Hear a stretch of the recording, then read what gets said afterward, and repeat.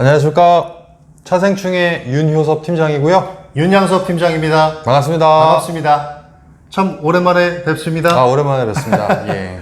예. 요즘 시국이 시국인지라 네. 좀 자택근무를 좀 많이 했어요. 네. 그래서 좀 이렇게 그 얼굴이 나오는 영상을 좀 이렇게 많이 찍지를 못했는데 네. 오늘은 어떻게 좀 기회가 돼서 네. 좀 이렇게 영상을 좀 준비하게 됐습니다. 저희도 좀 사회적 거리를 두었고요. 그동안. 네네. 예. 네.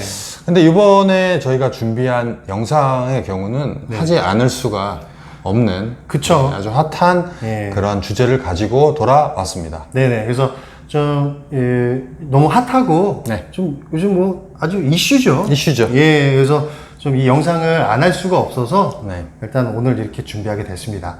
네. 네. 그래서 네. 말씀하시죠. 그럴까요? 그래서 오늘 저희가 준비한 그 영상 주제는요. 일단 그 아빠의 로망, 아빠의 로망. 그리고 뭐 가족, 가족. 뭐 패밀리, 뭐 러브, 사랑, 뭐 이런 뭐 키워드에 가장 걸맞는 카니발, 카니발. 4세대 카니발을 저희가 준비를 했습니다. 네. 그래서 오늘 내용은 이 4세대 카니발 그 풀체인지 모델에 대한 가격, 네. 뭐 이런 전체적인 부분이랑 그리고 또 하나 부가세 환급 이용자 리스라는 것에 대해서 네, 그런 소개도 그래서 준비를 해봤습니다. 그래서 일단 윤여섭 팀장님께서 네. 일단 차량에 대한 가격부터 네. 저기 하나하나 이렇게 설명하도록 하겠습니다. 알겠습니다. 예. 그럼 바로 시작해 보도록 하겠습니다. 네. 자, 4세대 카니발 모델, 지금 가솔린, 3.5 가솔린 모델 기준으로 이렇게 세부 트림이 프리스티지부터 노블레스, 네. 그리고 7인승부터 11인승까지 구성이 되어 있고요. 네. 가격은 지금 저희가 준비한 표에 보시는 것처럼 이렇게 4세대 카니발 가격이 책정이 되어 있습니다. 그리고 우측 보시면 2.2 디젤 모델의 경우는 9인승, 11인승의 경우는 같은 모델일 경우 120만 원이 더 가격이 높고 7인승의 경우는 118만 원이 높다, 이렇게 보시면 되겠습니다. 네. 네네. 뭐 차량 가격이 그 예전 기존 모델 대비해서 네.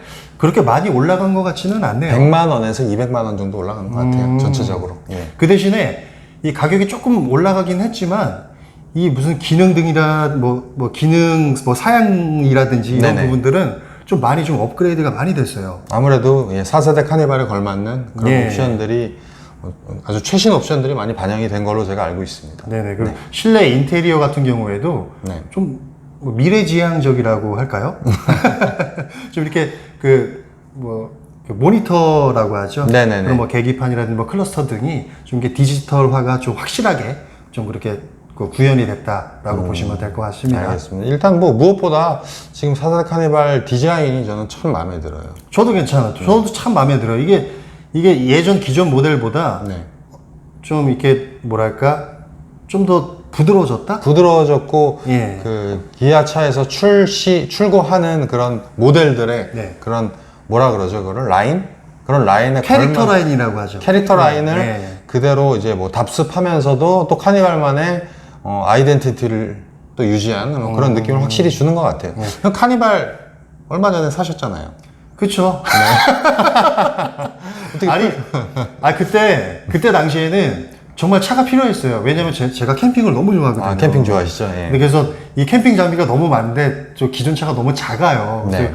거기에 장비가 다 안 들어와가지고 그래서 좀 너무 급한 마음에 네. 좀 사기는 했는데 할인은 그래도 좀 많이 받으시지 않았나요? 받긴 받았지만 그래도 좀 후회가 막심합니다. 네. 한 10년 정도 타시길 바라고요. 알겠습니다. 그 다음에 이제 모델은 3.5 가솔린 시그니처라는 최상위 등급 모델입니다. 네. 가솔린 모델 7인승은 4,230만원대, 9인승 3,900만원대, 11인승이 3,985만원. 그리고 마찬가지 디젤을 선택할 경우 9인승, 11인승의 경우는 120만원이 올라간 가격이고요. 7인승의 경우는 118만원이 올라가는 가격이라고 보시면 될 것 같습니다. 네네. 그리고 뭐, 이 가솔린하고 뭐 디젤 뭐 두 가지 이렇게 트림이 나눠지기는 한데, 뭐, 디젤로 가시는 분들은 거의 연비적인 부분에서 좀 이렇게 신경을 많이 쓰는 분들이 있고 거의 디젤 모델로 가시잖아요. 아무래도 디젤을 좀 더 많이 예. 가는 것 같아요. 예. 근데 하지만 뭐 유가가 그렇게 높지가 않아서 가솔린으로 가셔도 그렇게 큰 부담 부담은 가지 않을 것 같긴 해요. 뭐 개인의 이거는 네. 선택이라고 보시면 될 것 같고요. 뭐 가솔린, 뭐 워낙에 요즘 디젤보다는 가솔린이 좀 선호되는 추세인 거는 맞는 것 같아요. 그렇죠. 왜냐하면 이게 좀 더 조용하고 네. 좀 뭐 드라이빙이라든지 그런 게 좀 더 정숙하니까 그렇죠. 예, 좀 가솔린으로 좀 많이 움직이는 좀 추세인 것 같기는 합니다. 수입차 쪽도 디젤 라인들은 네. 점점 없어지는 추세라고 합니다. 결국 맞아요, 맞아요. 어쨌든 전 세계적으로 뭐 환경오염, 대기오염 이런 문제들도 워낙 심각하고 하기 때문에 점차적으로 가솔린 또는 뭐 전기차, 뭐 수소차 이런 미래지향적인 방향으로 가긴 갈 것 같습니다. 네. 근데 제가 얘기 듣기로는 이제 좀 몇십 년 후에는 네. 이제 디젤하고 가솔린 차량이 없어진다는 그런 이야기를 제가 좀 들은 게 있어요. 네, 뭐 언제가 될지 모르겠죠. 예, 언제가 될지 모르지만 이제 뭐 전기차라든지 이제 그 친환경 차량 위주로만 이렇게 판매가 될 거라는 뭐 그런 기사를 제가 좀 접한 것 같긴 합니다. 저희가 또 그런 부분에 대해서 또 다룰 이야기거리들이 있으면은 네. 반드시 또 한번 다룰 수 있도록 하고요. 지금 카니발이 네. 하이리무진이라고 하는 모델도 있지 않습니까? 네, 있죠. 요거는 출시가 어떻게 되나요? 지금 준비하고 있대요. 네. 그래서 아직 차량에 대한 뭐 정보라든지 가격이라든지 이런 게 나오지 않아서 네. 조금 그 추이를 좀 살펴보셔야 될 것 같고요. 네. 나중에 공지가 나오는 대로 저희가 바로 업로드 하겠습니다. 네, 발빠르게 소개하도록 하고요. 네. 자, 다음은 4세대 카니발 선택 옵션은 어떻게 구성이 되어 있는지 저희가 살펴보도록 네네. 하겠습니다. 이렇게 표로 저희가 보기 좋게 일단 준비는 했고요. 뭐 스마트 파워 슬라이딩 도어부터 시작해서 이렇게 다양한 구성이 되어 있는데 자세한 옵션의 내용들을 구체적으로 살펴보고자 하신다면은 기아 자동차 홈페이지에 아주 자세하게 설명이 되어 있습니다. 네네. 그 내용을 참조해 주시면 될 것 같고요. 저는 일단은 요 4세대 카니발에 좀 주목하고 있는 옵션이 하나 있는데 네. 스마트 파워 슬라이딩 도어 요거 네. 설명 좀 간단하게 해주시죠.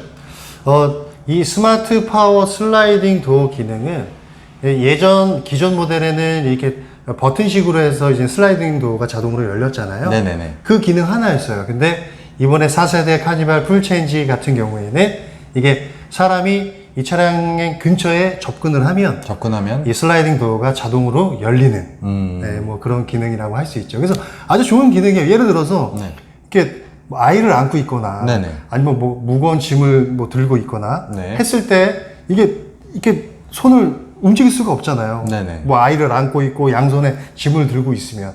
근데 하지만 그 상태에서 그냥 그 근처에 접근만 하면 이 문이 자동으로 열리는 그런 기능이라서 참 뭐 편리한 아주 실용적인. 네, 아주 그 실용적인 그런 옵션인 것 같긴 합니다. 역시 가족을 사랑하는 가장의 로망이라고 볼 예. 수 있는 4세대 카니발이라고 사랑이죠, 사랑. 네, 생각을 합니다. 자, 네네. 그러면 네. 이용자 리스트 저희가 설명드리기로 네. 했는데 한번 자세히 한번 살펴보도록 하겠습니다. 예. 어쨌든 간 이게 핵심이에요. 네, 핵심입니다. 오늘 영상의 핵심은 이 부가세 환급 이용자 리스라는 것이 오늘 영상의 핵심이라고 보시면 네네. 됩니다. 예.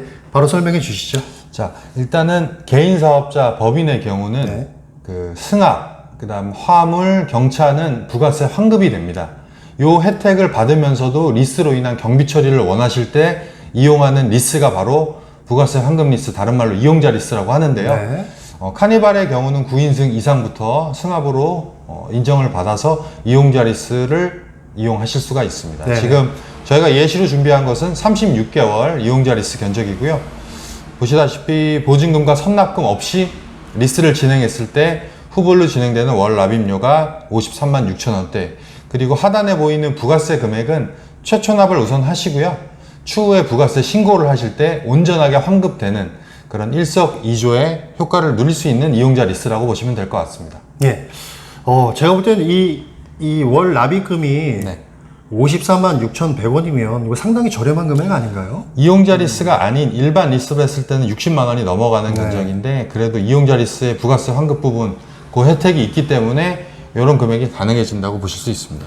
근데 더 좀 놀라운 사실은 초기 비용이 아예 없어요. 네네, 그죠? 그렇습니다. 초기 비용이 아예 없음에도 불구하고 53만 6천 원대의 월 납입금이 나온다면 네. 상당히 메리트 있는 조건이 아닐까 생각을 합니다. 바로 그럼 60개월은 어떻게 보면 되는지 한번 볼게요. 네네.